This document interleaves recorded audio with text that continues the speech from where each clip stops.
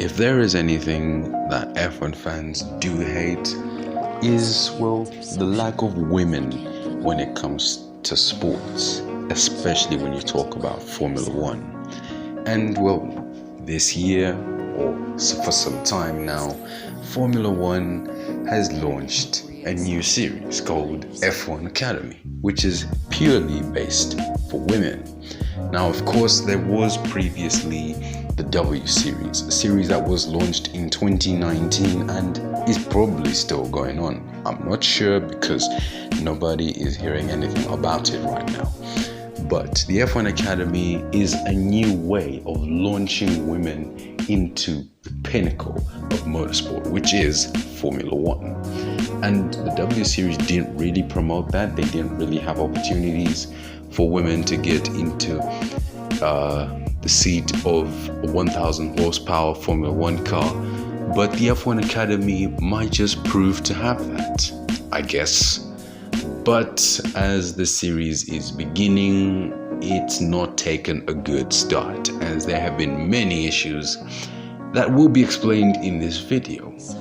Now, F1 Academy was expected to take women into Formula 3, Formula 2, and of course Formula 1. But the W Series was, well, basically the same purpose, but sometimes the W Series doesn't take you to Formula 3, it takes you to somewhere like Formula E, or I don't know, NASCAR or something, or IndyCar. But IndyCar is a great racing series, but NASCAR, I could say otherwise.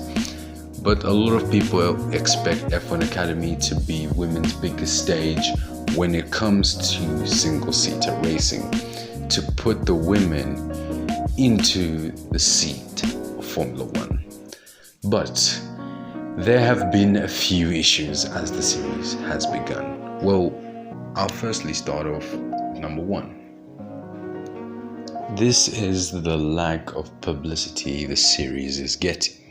Now, of course, for it being women, there are times where the women don't really get supported by their fellow women. And that's a common thing, especially when you look at football, for example, the Women's World Cup, or just women's football in general. The women don't actually support their fellow gender. But the men, however, we love to support females. I mean, I can say myself, I love watching things related to women because it feels better than just watching men all the time. I mean, sometimes I do get tired, but yeah, women do a lot of great things when it comes to sports, but there isn't really much promotion.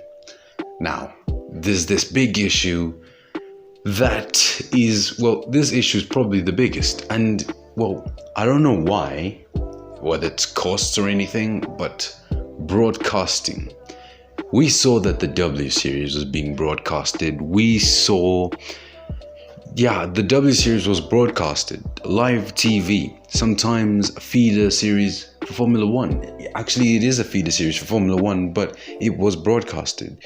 The F1 Academy, which provides women an opportunity to get into Formula 1 and a step to Formula 3 next, should they win, is not being broadcasted. And I think that is a disaster.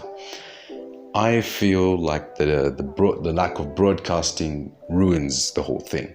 After all, they don't broadcast it, but there is commentary when you check on the Twitter and Instagram pages, maybe Facebook as well. I don't really use Facebook, but there is commentary, live commentary for the race and camera angles, but no broadcast. I don't know how and why that makes sense.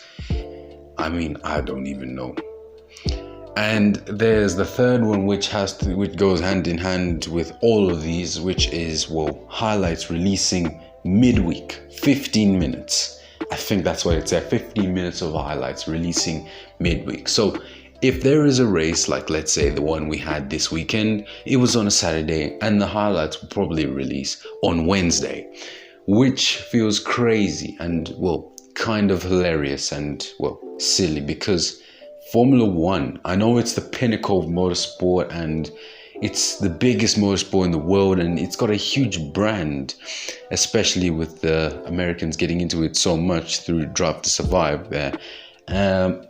Those highlights release hours after the race is done, and well, here they're releasing it just 72 or more hours after the races have, well, finished, which is quite silly. And the W Series as well, their highlights used to come out hours as well after they're done.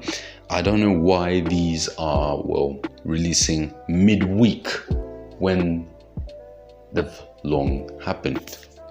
But then that is, well, some of the problems that it has. And unfortunately, if F1 Academy does not begin on such a good note, then I feel like this academy, F1 Academy, might well be that worthless. And I mean, it's great to see that they're teams of 3 drivers per team, 15 drivers on the grid, going to some of the finest racetracks in the world. But for the lack of broadcasting and whatnot, no crowd, no attendance or anything, it's kind of a bummer, because the W Series used to get attendance.